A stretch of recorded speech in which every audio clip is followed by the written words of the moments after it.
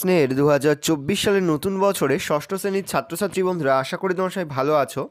আজ আমরা যে বিষয়টি নিয়ে আলোচনা করব, ষষ্ঠ শ্রেণীর ফার্স্ট সামেটিভ অর্থাৎ প্রথম পর্যায়ক্রমিক মূল্যায়নের গণিতের কোশ্চেন পেপার নিয়ে। দেখো, সরাসরি স্ক্রিনে কিন্তু আমরা ষষ্ঠ শ্রেণীর ফার্স্ট সামেটিভ অর্থাৎ প্রথম পর্যায়ক্রমিক মূল্যায়নের গণিতের কোশ্চেন পেপারটা দেখতে পাচ্ছ। ফুল মার্কস তোমাদের রয়েছে 15 আর সময় তোমাদের রয়েছে 30 মিনিট। একের দাগে রয়েছে মান নির্ণয় করো, প্রতিটি প্রশ্নের মান 1 করে 1 × 3 = 3। প্রথম 3.65 মাইনাস 2.49 প্লাস 1.34। পরে হচ্ছে 64/4 গুণ 5 ভাগ 64/8 এর 5, 2/3/10 যোগ 1/3/5 বিয়োগ 1/1/4। পরে হচ্ছে সঠিক উত্তরটি লেখো, প্রশ্নের মান 1 করে 1 × 2 = 2।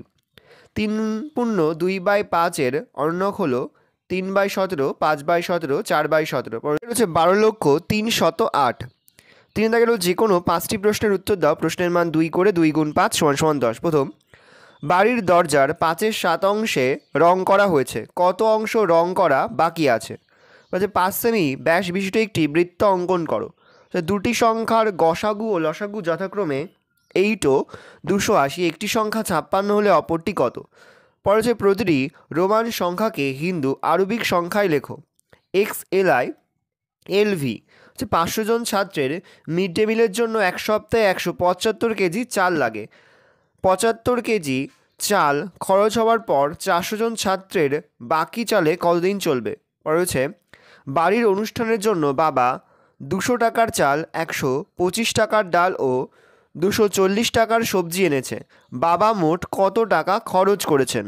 16.2/3 মিটার লম্বা বাঁশের 3/8 অংশ কেটে নিয়ে তাকে সমান 5টি ভাগে ভাগ করলে প্রতিটি টুকরোর দৈর্ঘ্য কত হবে?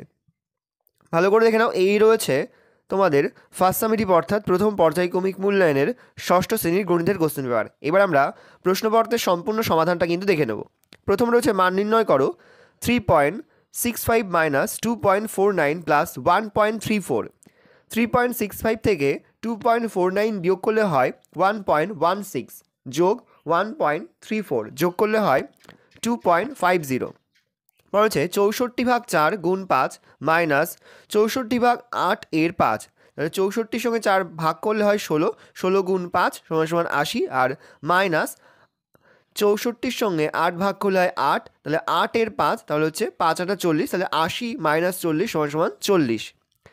2/3/10 যোগ 1/3/5 মাইনাস 1/1/4 লিখতে পারি 23/10 যোগ 8/5 বিয়োগ 5/4, তাহলে সমান লিখতে পারি ওপরে হচ্ছে 23 যোগ 16, নিচে হচ্ছে 10, তাহলে মাইনাস 5/4, তাহলে সমান লিখতে পারি 39/10 মাইনাস 5/4, তাহলে সমান লিখতে পারি 78 বিয়োগ 25/20। 78 থেকে 25 বিয়োগ করলে হয় 53, 53/20 ভাগ করলে হয় 2/13/20।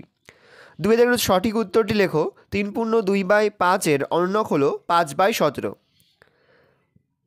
পরে হচ্ছে 12,03,008, এটা হবে 3 নম্বর অপশানটি।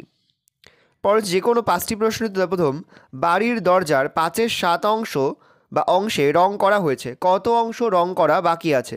ধরা যাক বাড়ির দরজার সম্পূর্ণ অংশ 1 অংশ, রং করা হয়েছে 5/7 অংশ, রং করতে এখনও বাকি আছে দরজার 1 - 5/7 অংশ।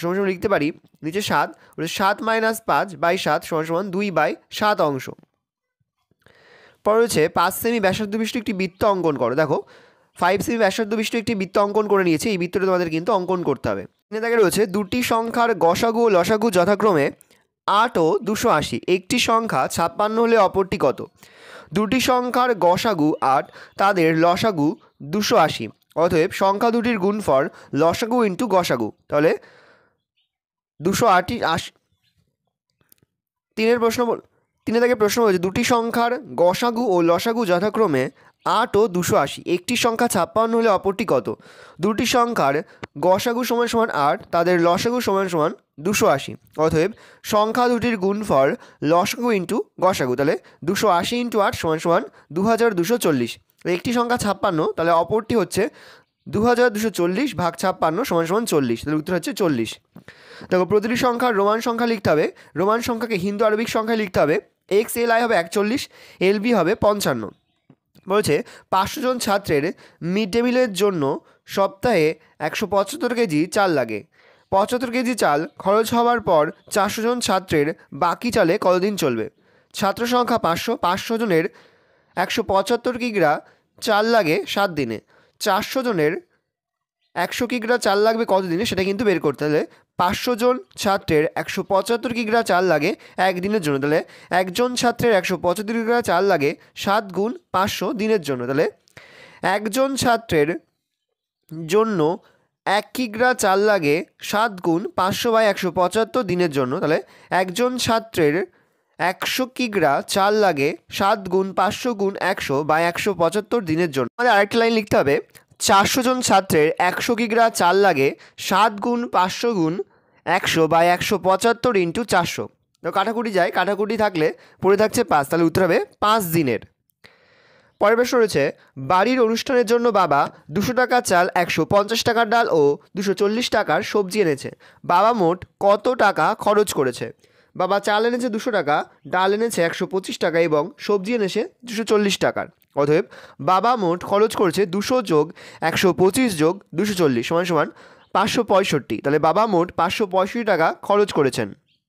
বলেছে 16.2/3 মিটার লম্বা বাঁশের 3/8 অংশ কেটে নিয়ে তাকে সমান 5টি ভাগে ভাগ করলে প্রতিটি টুকরোর দৈর্ঘ্য কত হবে? 16.2/3কে আমরা লিখতে পারি 50/3। তাহলে 3/8 অংশ 50/3 মিটার বাঁশের সমান সমান 3/8 গুণ 50/3।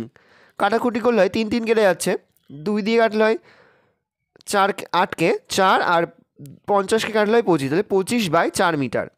25/4 মিটার বাঁশের 5টি সমান ভাগে ভাগ করলে পাবো 25/4 ভাগ 5 মিটার সমান সমান 25/4 গুণ 1/5 মিটার। এটাকে আমি 1/5 মিটার লিখতে পারি, 5 দিয়ে কাটলে হয় 5 5 25, তাহলে ওপরে থাকছে 5/4 মিটার। তাহলে 1/1/4 মিটার। অতএব একটি টুকরোর দৈর্ঘ্য 1/1/4 মিটার।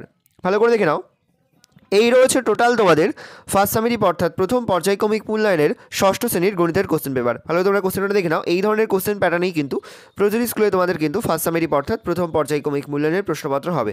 সেহেতু ভালো করে তোমরা কোশ্চেন পেপারটা দেখে নাও। আশা করি ভিডিওটা ভালো লেগেছে। ভিডিওটা ভালো লাগলে ভিডিওকে লাইক করতে একদমই ভুলবে না। আর আমার চ্যানেল নতুন হওয়া লাল কালার সাবস্ক্রাইব প্রেস করে পাশে বেল আইকন প্রেস করে যখন নতুন কোনো ভিডিও আপলোড করি সবার ফার্স্ট নোটিফিকেশন তোমরা পেয়ে যাও।